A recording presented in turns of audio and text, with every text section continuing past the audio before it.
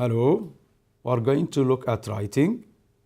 Our topic today is explaining a process, explaining how something is done in steps. Don't mix this with process writing. Process writing, we mean how to follow some steps or procedures in order to finish your writing perfectly. Here, we are going to write about something which is done in steps, one step leading to the other. First, what do we mean by a process? A process means how something is made or how something happens. Examples: the rain-water cycle. It starts like this, goes here, and then comes again.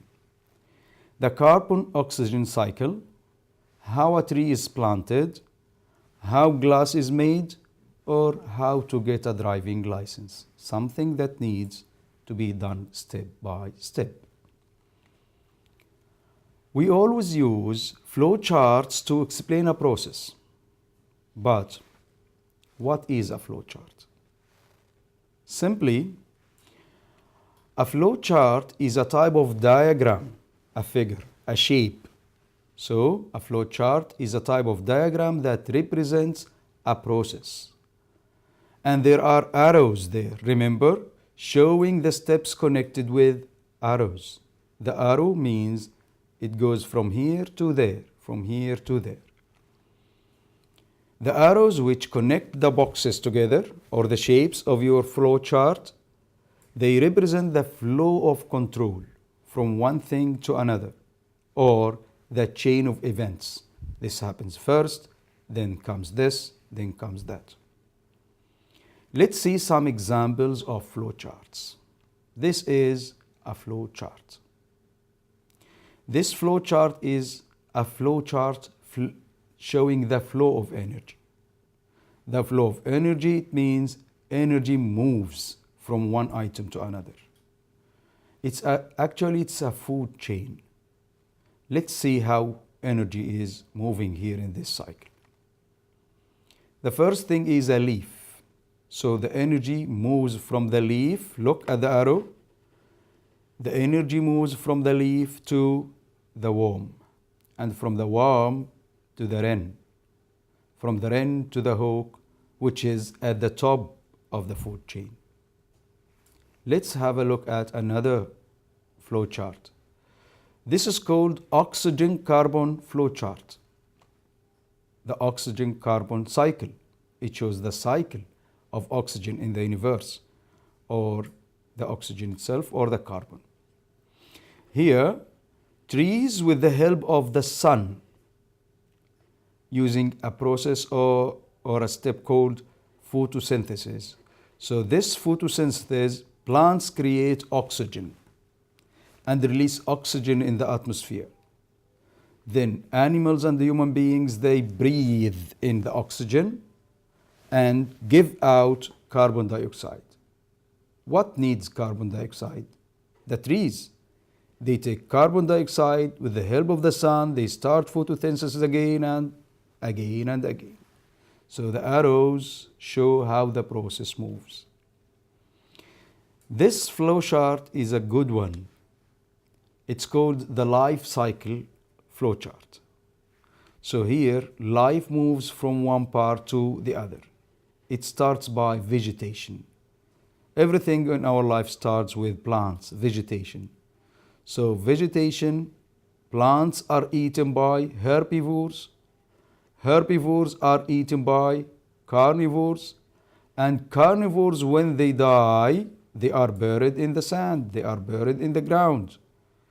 Decomposers, things that decompose things, work on them, and then gets in the soil again, and then the plant again comes with the help of the sun and carbon, and the life cycle goes on. This one is very simple, very clear, and all of us, I think, they know about this.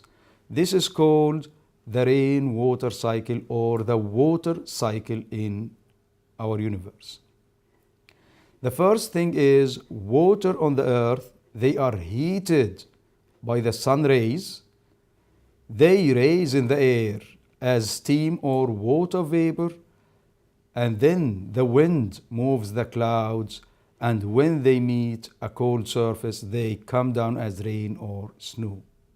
So sun heats the water, steam or vapor comes up, this is called condensation. Wind moves clouds until they meet a cold surface or a cold area, precipitation happens. Precipitation is rain or snow coming down again to the earth and gathers on the earth, and the cycle goes on and goes on.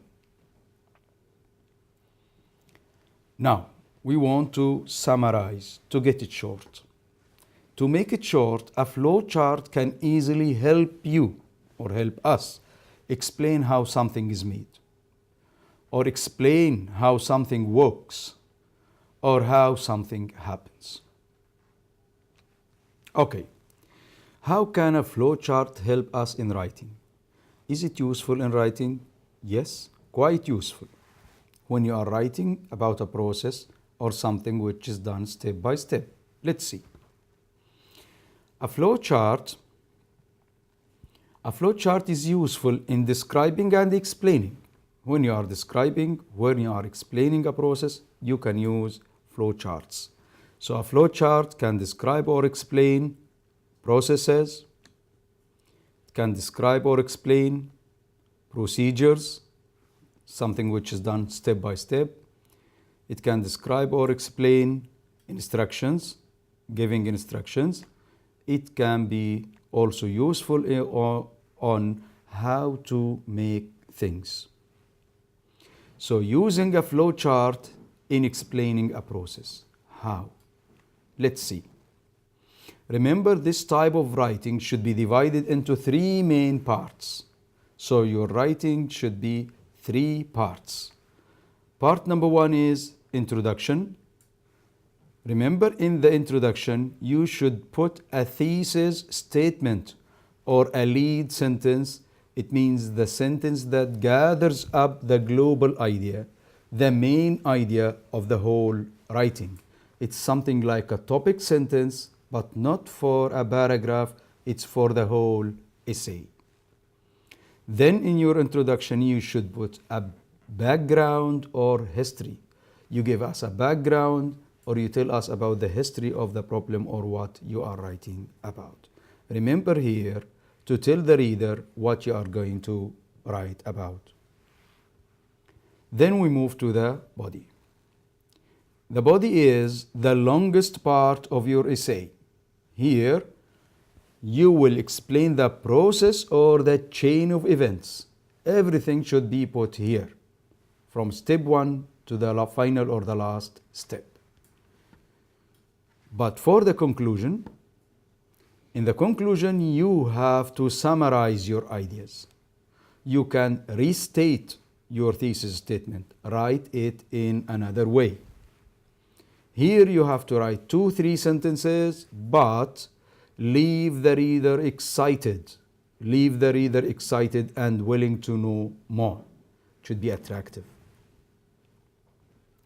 Now remember, it is a process, a step-by-step something.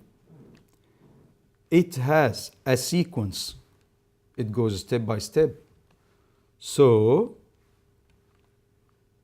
you should use sequencers. Sequencers, words that indicate the time or how things happen. What comes first, what comes after, what comes next. Sequencers are words that I'm going to show you now. But before I start, I divided these sequencers into three main groups. Sequencers that can be used in the opening stage, when you are starting your body, when you are starting describing your process. Sequencers that are going to be used in the middle of the stage, when you are in the middle of the stage. And sequencers to be used in the closing stage. You are going to finalize to give us the final stage of your process. Sequencers of the opening stage can be, first of all, to begin with, begins with, the first step is initially, the first stage is, and sequencers that can be used in the middle of your writing can be things like this. Secondly, thirdly, fourthly, and so on, etc. Next, the next step is the next stage. In the following stage, after this, following this, then, or later. What about sequencers of the closing stage? You are going to finish telling us or explaining to us how the stages are or how the process occurs. You are going to use words like these. Finally, eventually, lastly, the last step is this process finishes with, in the last stage, or something happens until something else, or this could not happen until something else happens. Now, describing a process. Let's get to it. Now you will see a flow chart. This flow chart shows how fish is canned. So you are going to see a flow chart showing how fish is canned after being delivered to the canning factory. Write an essay describing this process. Practically, we are going to write together an essay about canning fish. This is the flow chart. It starts by the word or by the sentence, fish is brought to the factory. Then cleaned, washed, soaked, preserved in salt, cans, sealed, cans heated. Why? Sterilized to kill bacteria, labels, boxes, then stored in warehouse. Let's see how can we write an introduction for this topic. Start by giving your writing a good title, an attractive title. It should be short and expressive. It should be a good one. What can be a title for this writing? Fish canning. Canning fish. How fish is canned. Whatever, all of them are good and acceptable. Include an attractive thesis statement, lead sentence to introduce for your writing. A good thesis statement can be one like this. Canned fish is something we often eat, and some of us even enjoy eating it more than fresh fish. Then follow your thesis statement with enough and clear background or history. Give us some background about the topic. However, the process of canning fish is a long and complicated one. This can be a good introduction to lead you into the process itself. Tell the reader what you are going to write about. It's good for you to inform your reader and the reader to expect what he's going to read. Otherwise, he may lose interest and leave your writing without reading it. In this essay, I'm going to explain the process of fish canning from the moment they bring fish to the factory till you find it on the shelves. This is a nice introduction. Let's move on and see how we can deal with the body. Here you can write one or more long paragraphs. Remember to use the sequencers we have learned today. This part should cover the whole process. Don't leave anything till the conclusion. Everything should be said here. This is the body. You notice that it's a big body paragraph because actually I meant it for you. So you can divide. Here you can divide into a new paragraph. Here also in the next step you can start a new paragraph, but I put it a big paragraph for you, and let's read it together quickly. Once the fish is brought from the fisheries to the factory, the canning process starts. Did you notice this verb here? The fish is brought from the fisheries to the factory. They use the passive form. It is preferred. It is better for writers who write a process or a flow of something, a flow of control, a flow of energy, whatever, to use the verb in the passive form. We will see all the sentences here, or most of them are in the passive form. Firstly, the fish is neatly cleaned. Secondly, the fish is washed and soaked in fresh water. Following this, the fish is preserved in salt. It should be kept in salt until most of the moisture goes away. Here you can split into a new paragraph or you can continue. It's your choice. Later, oils and additives are carefully added. After that, the fish is put into heated and sterilized cans, clean cans. This step is highly important because it kills any remaining bacteria. The next step is sealing and labeling the cans. Labeling is an important part of the process since labels contain very important nutritional facts. Finally, the cans are put into boxes and stored in warehouses. Let's go back and check these green words. Notice the color matches. Notice here that the process goes step by step. Don't forget the effective use of the sequencers. Once, firstly, secondly, following this, later, and so on. The whole process is put in one long paragraph, as I told you before, that can be easily split into smaller paragraphs, depending on your preference. Here, the whole process is already covered, and what you still need is a nice conclusion. Can you notice? The process is done, and the cans are kept on shelves for you to buy. Conclusion. Remember, in the conclusion, you can restate your thesis statement. Restate means to write it in another way, to paraphrase it. Sometimes you can do this, or you can even summarize the whole process for them. As you can see, this is rephrasing of my thesis statement.